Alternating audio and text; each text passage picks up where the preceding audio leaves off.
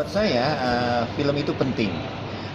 Tetapi film-film yang berlatar Betawi, bercerita tentang Betawi itu ada unsur-unsur yang tidak menyenangkan bagi orang Betawi. Saya sebagai orang Betawi merasa kurang nikmat kalau saya menonton film Betawi. Maka saya berharap kepada teman-teman siapapun yang mau bikin film tentang Betawi, mau penulis naskahnya, mau sutradaranya, mau segala macamnya, melakukanlah penelitian yang baik dan benar sehingga tahu dalamnya Betawi itu seperti apa, kearifan lokal Betawi itu seperti apa. Kalau ente cuman menganggap Betawi itu hanya ada pada 4 kata, lu, gua, si, dong, itu ya itu sih namanya dengan bercanda dan melecehkan kita sebagai orang Betawi. Lakukan penelitian yang oke dan terus menerus, kemudian eksekusi dia dengan bagus dan benar. Ente menjadi jempolan nomor wahid. Selama ini film-film yang mengatasnamakan Betawi gagal total. Oke. Apakah orang Betawi sendiri harus membuat film sendiri gitu? Tidak harus.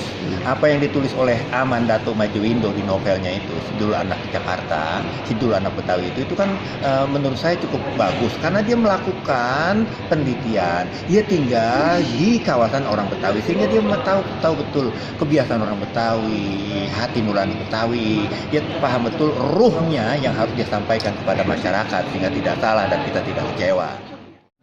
Film-film Betawi gimana ya?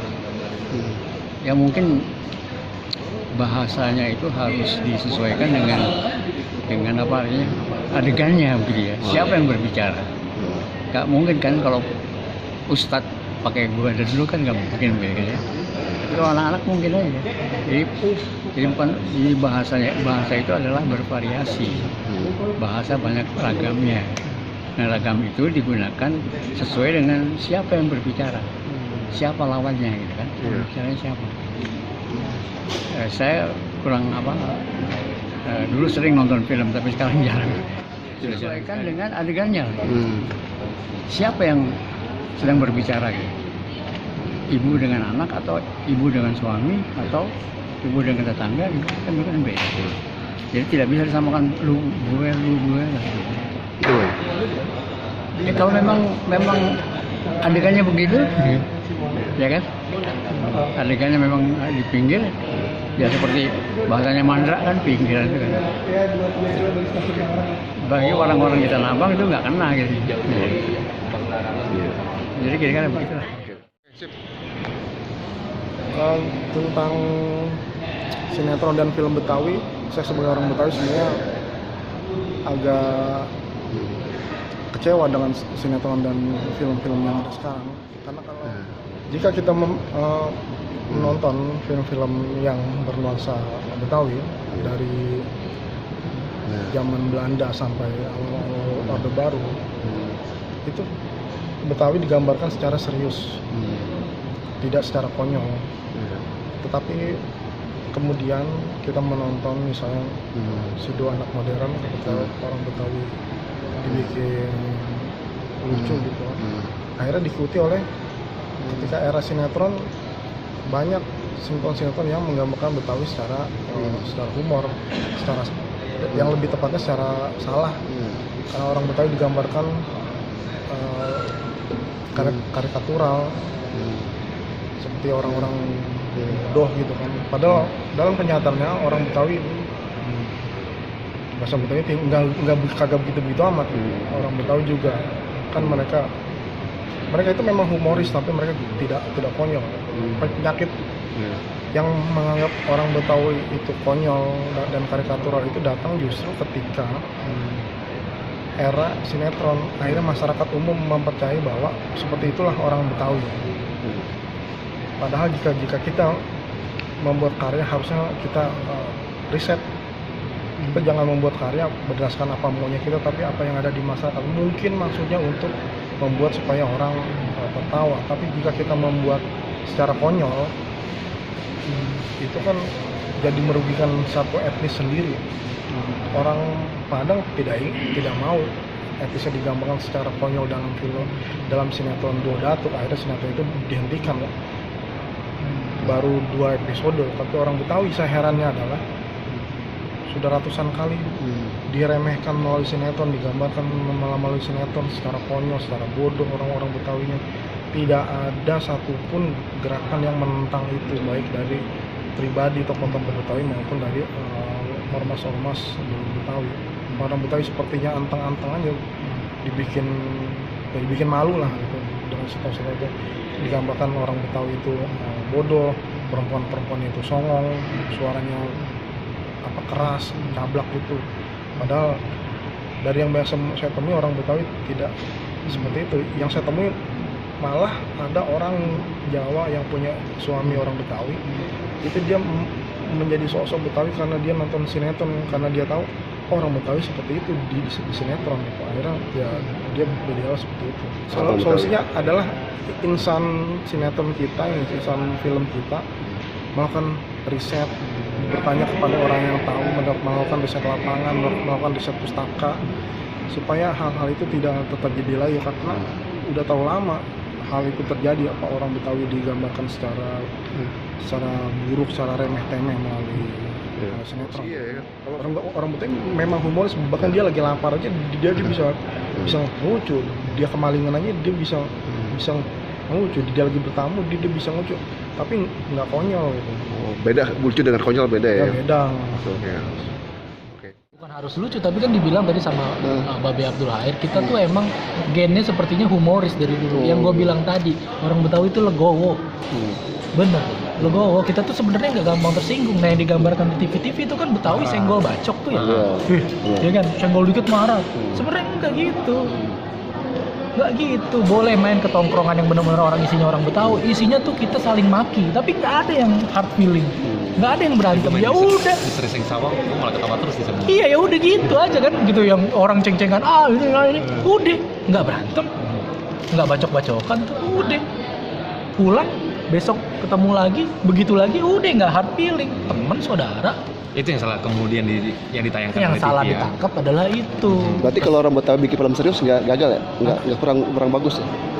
Iya nggak juga sih, kalau memang ceritanya bagus ya bagus sih.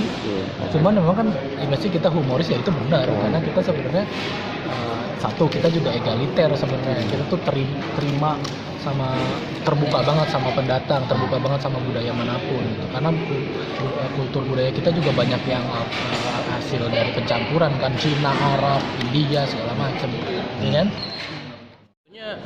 Kuat ya kalau ngelihat presiden dalam sejarah gitu ya. Tentu saja ada variabel bintangnya, misalnya waktu tahun 70-an 80-an Benyamin Sueb itu hadir bukan hanya sekedar pemain film, tapi dia lebih dahulu adalah seniman panggung, dan sebagai seniman dia juga seniman lengkap, sehingga dia bisa melakukan apa saja dan menggunakan apa saja untuk menghibur gitu.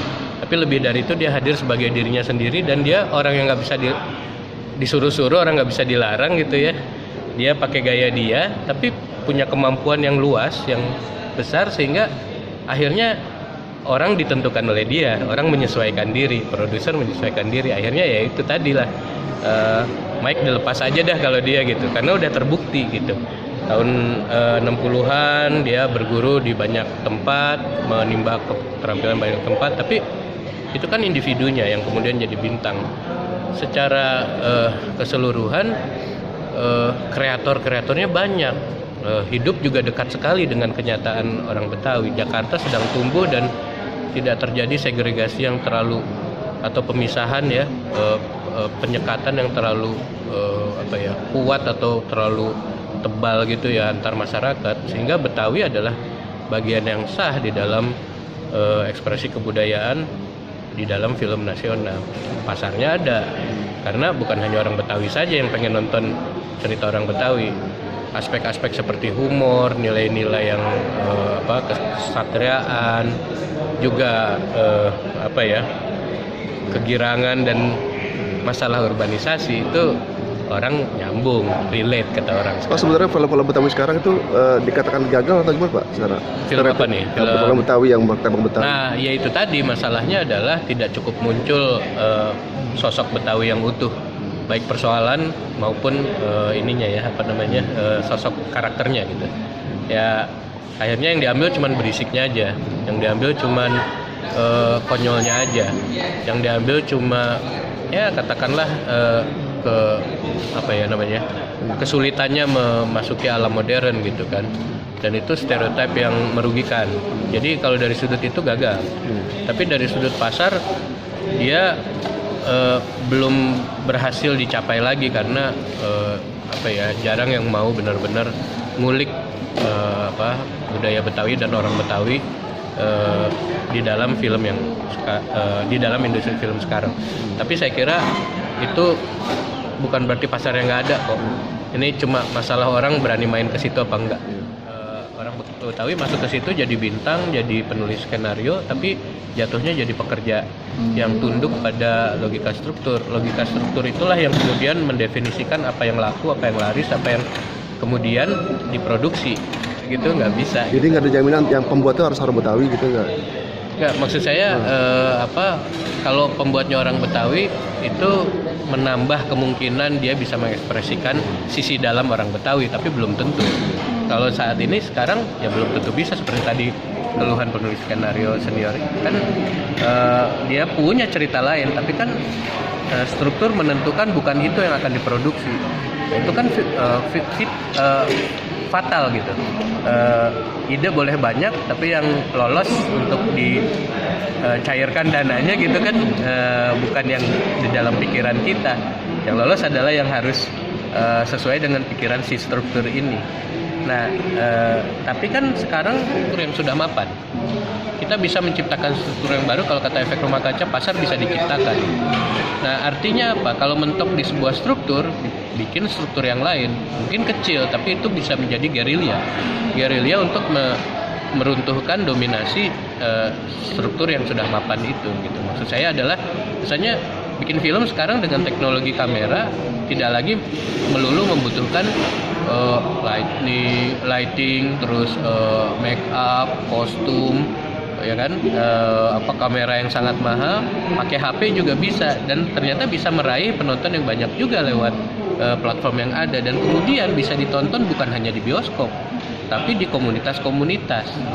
Dan sekarang itu banyak sekali komunitas penonton, banyak sekali komunitas apresiator ya, kayak penulis, blogger, kritikus sendiri gitu, yang tidak bergantung pada, misalnya kalau yang nulis kritik nggak bergantung pada redaktur, dia bikin aja sendiri. Kalau kita lihat responnya, jangan-jangan lebih banyak itu dibaca daripada yang ada di koran.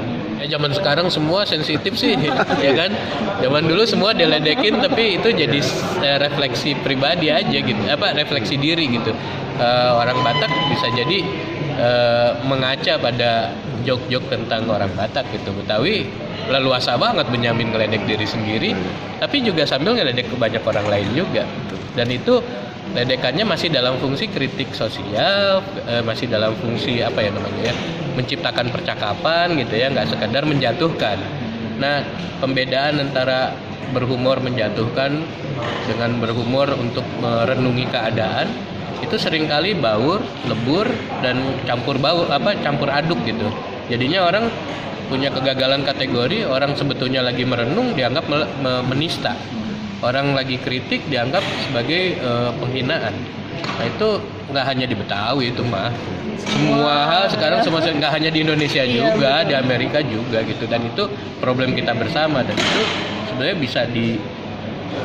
bisa dikurangi, dinetralisir dengan keberanian kita memunculkan diri kita apa adanya. Nah, itu yang seringkali dihalangi oleh struktur pemodalan.